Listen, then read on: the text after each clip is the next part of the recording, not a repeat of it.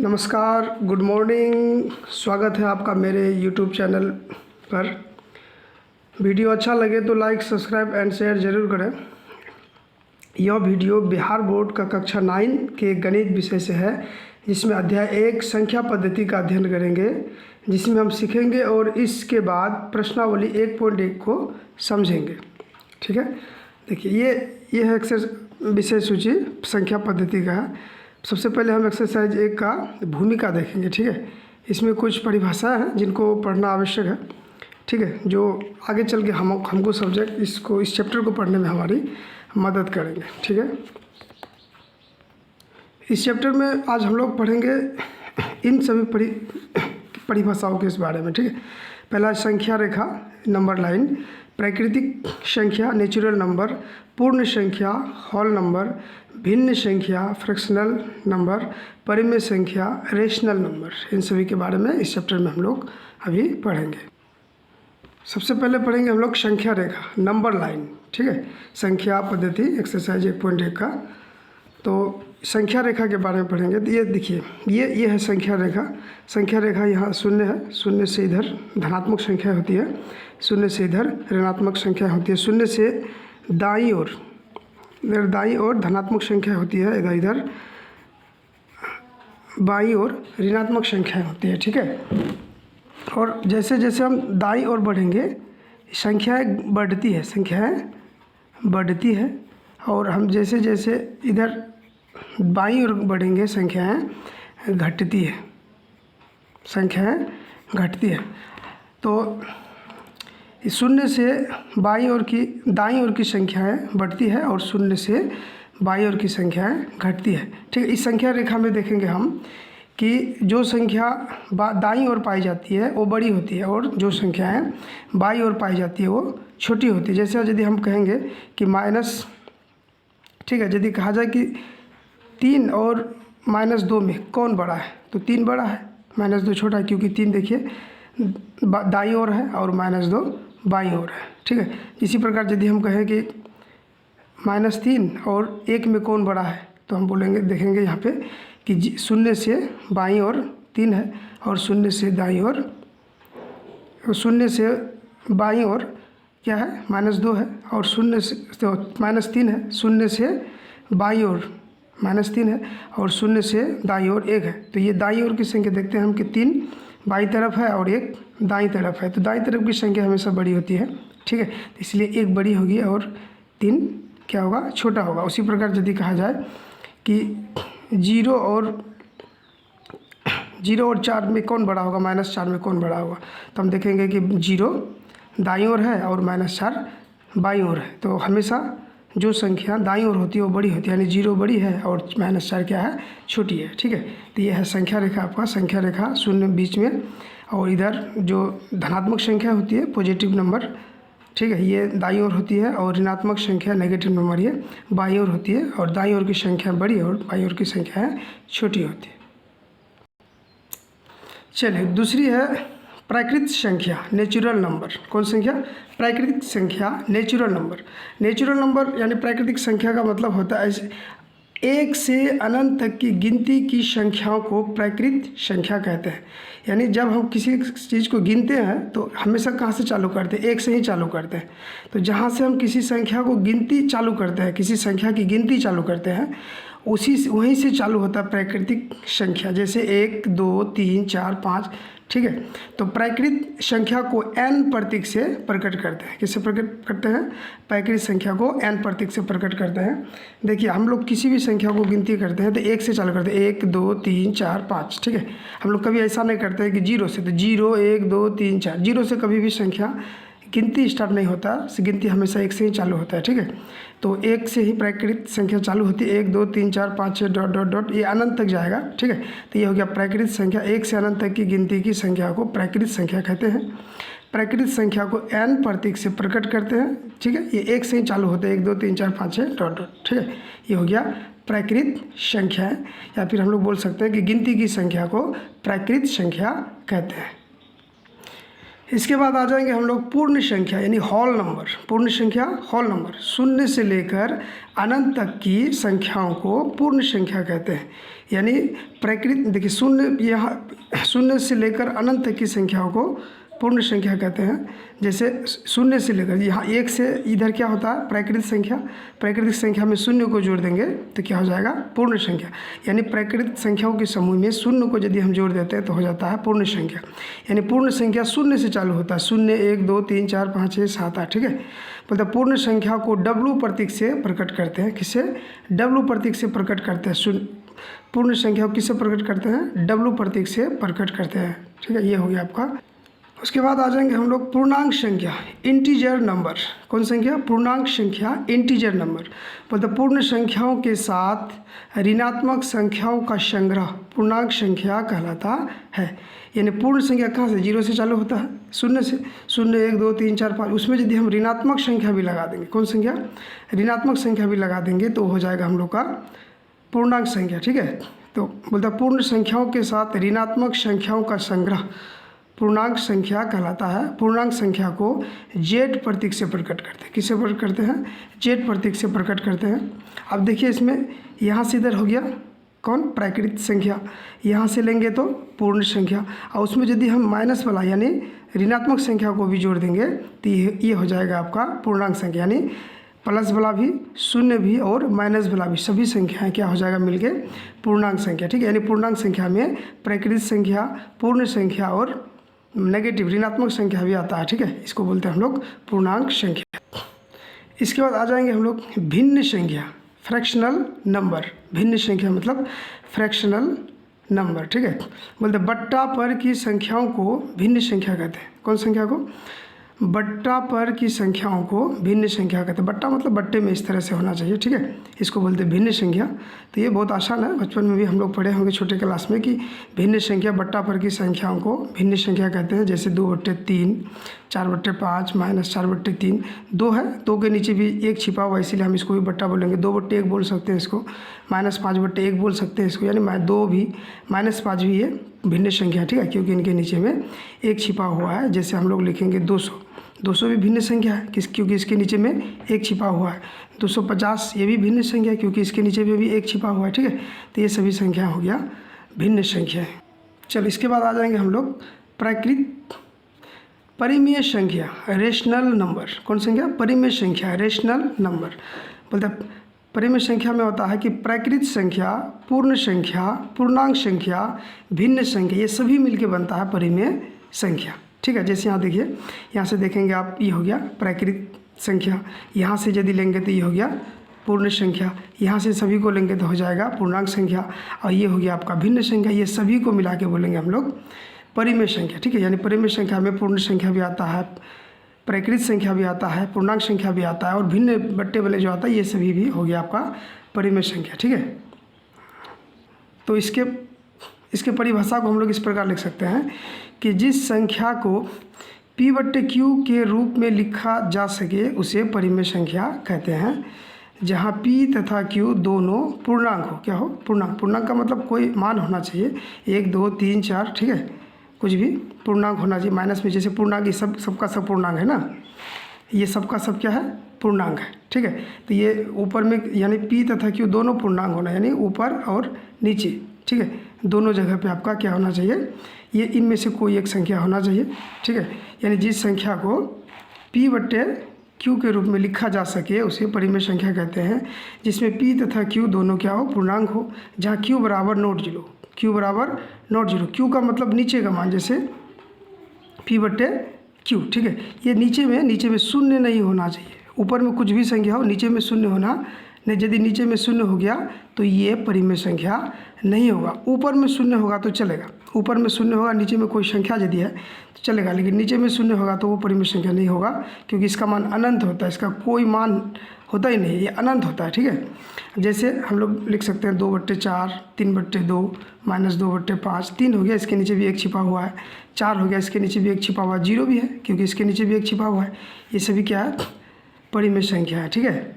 चलिए उसके बाद परिमेय संख्या को Q से प्रकट किया जाता है। परिमेय संख्या को किससे प्रकट किया जाता है? क्यू चिन्ह से परिमेय संख्या को क्यू से प्रकट किया जाता है। अब देखिए एक पॉइंट है जो याद रखने के माने याद रखना चाहिए, बहुत ही इंपॉर्टेंट पॉइंट है ये। ठीक है, यहाँ बोलता है कि किन्हीं दो परिमेय संख्याओं के बीच अपरिमित रूप से अनेक परिमेय संख्या होती है। यानी हम यदि आपको दो संख्या देंगे, बोलेंगे 2 और 3 के बीच कितनी परिमेय संख्या होगी, तो अनंत इतना सारा होगा कि हम लोग जिंदगी भर निकालेंगे तो ख़त्म नहीं कर पाएंगे। ठीक है, इतनी सारी परिमेय संख्या, अनंत होता है परिमेय संख्या। कभी भी जब भी हम लोग दो परिमेय संख्याओं के बीच परिमेय संख्या निकालेंगे तो उनके बीच बहुत सारा परिमेय संख्या होगा, अनंत होता है। क्या होता है? अनंत। यानी किन्हीं दो परिमेय संख्याओं के बीच अपरिमित रूप से अनेक परिमेय संख्याएं होती है, बहुत सारा परिमेय संख्या होती है। ठीक है, चलिए आगे बढ़ते हैं। चलिए परिमेय संख्या से संबंधित एक छोटा सा क्वेश्चन हम लोग सॉल्व करते हैं। ठीक है, यहाँ लिखा हुआ जैसे 3 तथा 5 के बीच 4 परिमेय संख्या ज्ञात करें। ठीक है, इन संख्याओं के बीच यदि हमको परिमेय संख्या निकालना है 3 तथा 4 के बीच, तो हम इसको हल करेंगे। ठीक है, हल करेंगे तो किसके किसके बीच? 3 तथा 5 के बीच कितना? 4 परिमेय संख्या निकालना। देखिए बहुत आसान होता है परिमेय संख्या ज्ञात करना। तो परिमेय संख्या कैसे ज्ञात कर, देखिए इनको बनाने के लिए बहुत सारे विधि हैं, 3-4 विधि है। ठीक है, तो हम लोग अभी इस विधि से बनाएंगे, बहुत आसान विधि है जो आपको जल्दी समझ में आ जाएगा। ठीक है, जैसे कितना परिमेय, जैसे यहाँ 3 है, 3 ले लिए हम लोग। ठीक है, इधर कितना है? 5 ले लिए। कितना परिमेय संख्या निकालना है? 4। जितना परिमेय संख्या निकालेंगे हम लोग, ठीक है, उससे एक बेसी, उससे एक ज़्यादा, उससे एक ज़्यादा, उससे एक ज़्यादा से इसको गुना करेंगे ऊपर नीचे, यानी भिन्न के रूप में। ठीक है, जैसे 3 है तो 4 परिमेय संख्या निकालना है, तो 4 में 1 जोड़ेंगे तो कितना हो जाएगा? 5। 4 में 1 जोड़ेंगे तो कितना हो जाएगा? 5। तो 5 से गुना करेंगे ऊपर नीचे। इधर भी 4 परिमेय संख्या निकालना है तो किससे गुना करेंगे? 5 से ऊपर नीचे गुना करेंगे। ठीक है, दोनों तरफ जितना परिमेय संख्या निकालना चाहेंगे हम उससे एक ज़्यादा से गुना करेंगे ऊपर नीचे। ठीक है, 4 निकालेंगे तो 5 से गुना कर दिए। यदि हम यहाँ बोलते 5 परिमेय संख्या निकालो तो 6 से गुना करते। 6 किससे गुना करते? 6 से गुना करते। बोलते 8 परिमेय संख्या निकालो तो 9 से गुना करते। ठीक है, तो यहाँ 4 निकालने बोला इसलिए हम लोग 5 से गुना करेंगे, तो यहाँ गुना कर देंगे। ठीक है, 5 दिया 15/5, इधर हो गया 5×5 = 25/5। ठीक है, अब इनके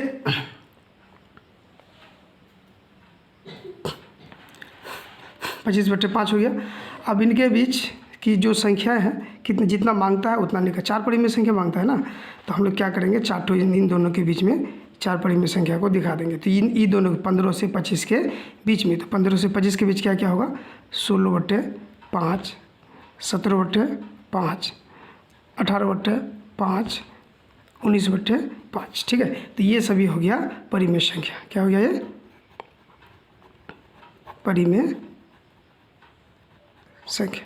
जितना परिमेय संख्या मांगेगा हम उतना ही देंगे। 4 मांगता है तो 4 दिए, यदि 5 मांगता है तो 15 से 25 के बीच बहुत सारी है संख्या, लगभग 10 संख्या होगा, तो 4 मांगता है तो 4 ही दिखाएंगे। तो ये हो गया आपका आंसर। ठीक है, चलिए अब हम लोग आ जाते हैं एक्सरसाइज में। ठीक है, प्रश्नावली में किताब से बनाएंगे एक एक करके, बहुत आसान है, आप आराम से देखिए। ठीक है, पहले कोशिश कीजिए खुद बनाने का, नहीं बनता है तब वीडियो देखिए और उसको समझिए और उसका रिवाइज कीजिए, बहुत जल्द समझ में आ जाएगा, बहुत ही आसान होता है ये। ठीक है, चलिए हम लोग आ जाते हैं प्रश्नावली 1.1 में। प्रश्नावली 1.1 का पहला क्वेश्चन है, क्या 0 एक परिमेय संख्या है? क्या इसे आप P/Q के रूप में लिख सकते हैं, जहाँ P और Q पूर्णांक है, जहाँ Q बराबर नॉट 0।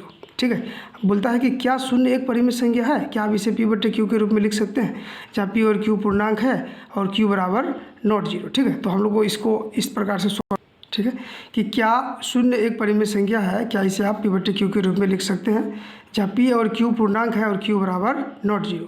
तो वो लिखेंगे कि हाँ 0 एक परिमेय संख्या है, 0 परिमेय संख्या है। ठीक है, 0 क्यों परिमेय संख्या है?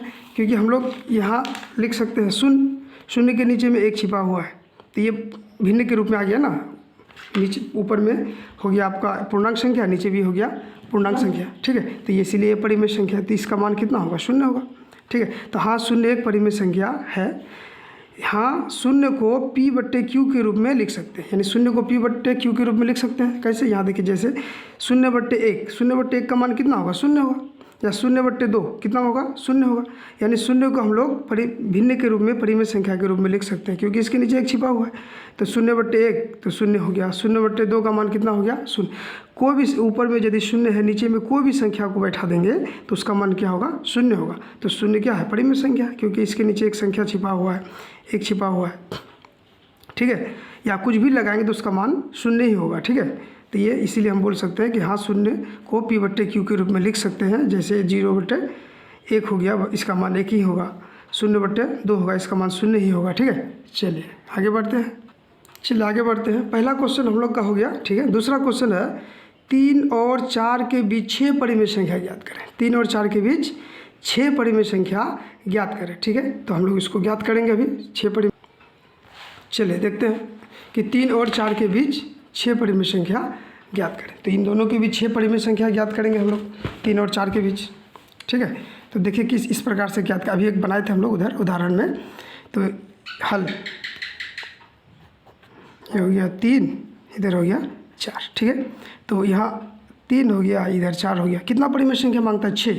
तो 6 परिमेय संख्या मांगता है, तो किससे गुणा करेंगे? उससे एक ज़्यादा। तो 6 से एक ज़्यादा कितना होगा? 7। यानी 7 से इसको गुना कर देंगे, इधर भी और इधर भी 7 से गुना कर दिए। ठीक है, यानी जितना परिमेय संख्या मांगेगा उससे एक ज़्यादा से गुना कर देंगे। 7 से तो गुना करेंगे, 7 या 21/7, इधर 7 चौके 28/7। ठीक है, अभी दोनों के बीच का परिमेय संख्या निकालेंगे 6। तो 21 और 28 के बीच क्या क्या हो जाएगा आपका? 22/7, 23/7। ठीक है, 24/7, 25/7, 26/7 और हो जाएगा 27/7। तो ये दोनों के, ये नीचे में वही संख्या रह जाएगा। ठीक है, जो हर होता है नीचे में ये रह जाता है। ऊपर वाला देखिए 21 से 28 के बीच 6 परिमेय संख्या, यानी कि ये दोनों के बीच का संख्या को लिख देंगे।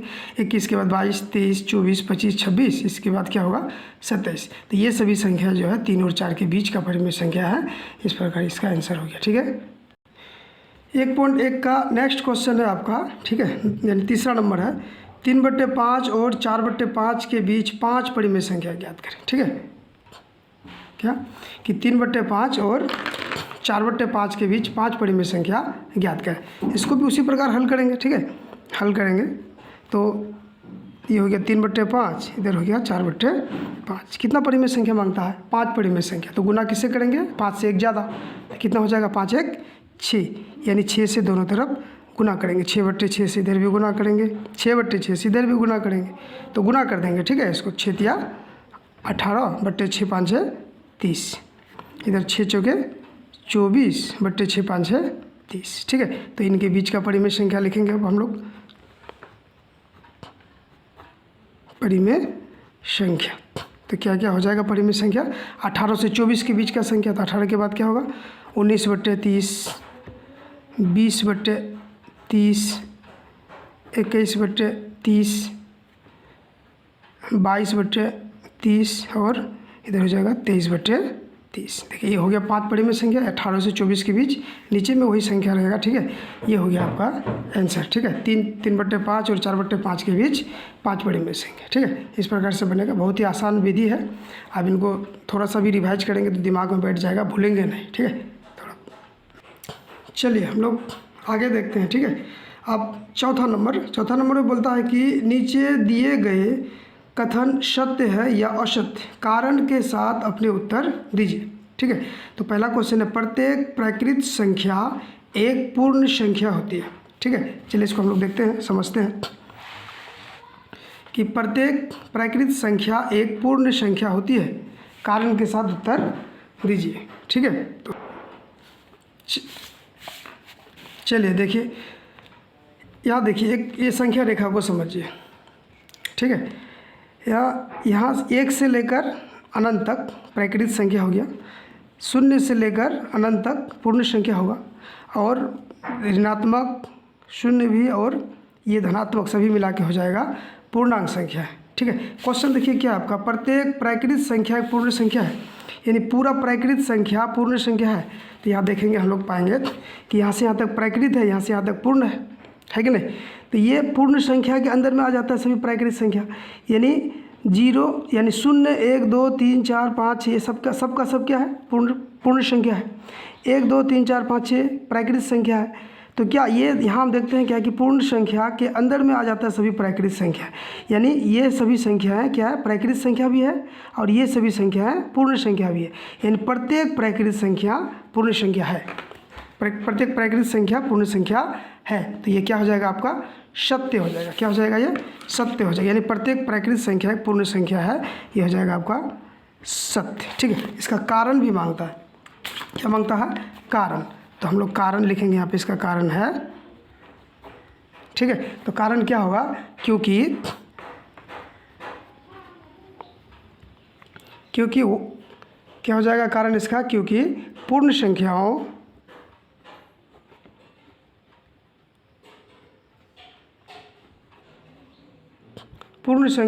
के संग्रह में, पूर्ण संख्याओं के संग्रह में सभी प्राकृत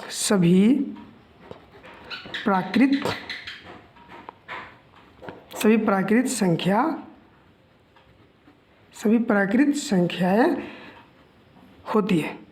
ठीक है, यानी पूर्ण संख्या में सभी प्राकृत संख्या आ जाती है। ठीक है, यहाँ देखते हैं हम लोग, पूर्ण संख्या में सभी प्राकृत संख्या आ जाती है, इसीलिए क्या है, सत्य है।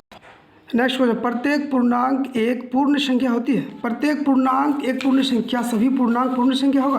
तो यहाँ देखते हैं हम लोग, समझते हैं इसको। ठीक है, अब देखिए यहाँ से यहाँ तक पूर्णांक है, पूर्णांक में सभी संख्या आ गया, धनात्मक, ऋणात्मक, शून्य भी। अब पूर्णांक में शून्य से सिर्फ धनात्मक आ गया, शून्य और सभी धनात्मक संख्या। तो सभी पूर्णांक सभी जो पूर्ण है ये पूर्णांक में आ जाएगा, लेकिन सभी पूर्णांक पूर्ण में नहीं आ रहा है, क्योंकि पूर्णांक में नेगेटिव भी है, ऋणात्मक संख्या भी है, और पूर्ण में ऋणात्मक संख्या नहीं है। तो सभी पूर्णांक क्या पूर्ण में अटेगा, घुसेगा, नहीं घुसेगा। सभी पूर्ण भले पूर्णांक में आ जाएगा, ठीक है, लेकिन सभी पूर्णांक पूर्ण में नहीं होगा, क्योंकि पूर्ण यहीं तक है, पूर्णांक यहाँ तक है। तो ये सभी संख्या यहाँ पे मिलेगा, नहीं मिलेगा। ठीक है, इसका मतलब सभी पूर्णांक पूर्ण संख्याएं नहीं होगा। तो क्या हो जाएगा, ये असत्य हो जाएगा। क्या हो जाएगा, असत्य हो जाएगा। ठीक है, इसका कारण, ठीक है, इसका कारण हो जाएगा, इसका कारण होगा आपका, ठीक है, कि कोई भी ऋण संख्या, ठीक है, पूर्ण संख्या नहीं है। ठीक है, जैसे -2, क्या ये पूर्ण संख्या है, ये पूर्णांक है, लेकिन ये पूर्ण नहीं है, इसीलिए ये पूर्णांक, सभी पूर्णांक पूर्ण संख्या की कैटेगरी में, जैसे -4 हो गया, माइनस वाला जितना भी संख्या है, ऋणात्मक संख्या है, ये पूर्ण में नहीं आता, पूर्णांक होगा लेकिन पूर्ण नहीं होगा। ठीक है, इसका ये कारण हो गया। चलिए, इस अध्याय का ये अंतिम क्वेश्चन है। ठीक है, तो बोलता है प्रत्येक परिमेय संख्या एक पूर्ण संख्या है। क्या प्रत्येक परिमेय संख्या एक पूर्ण संख्या है?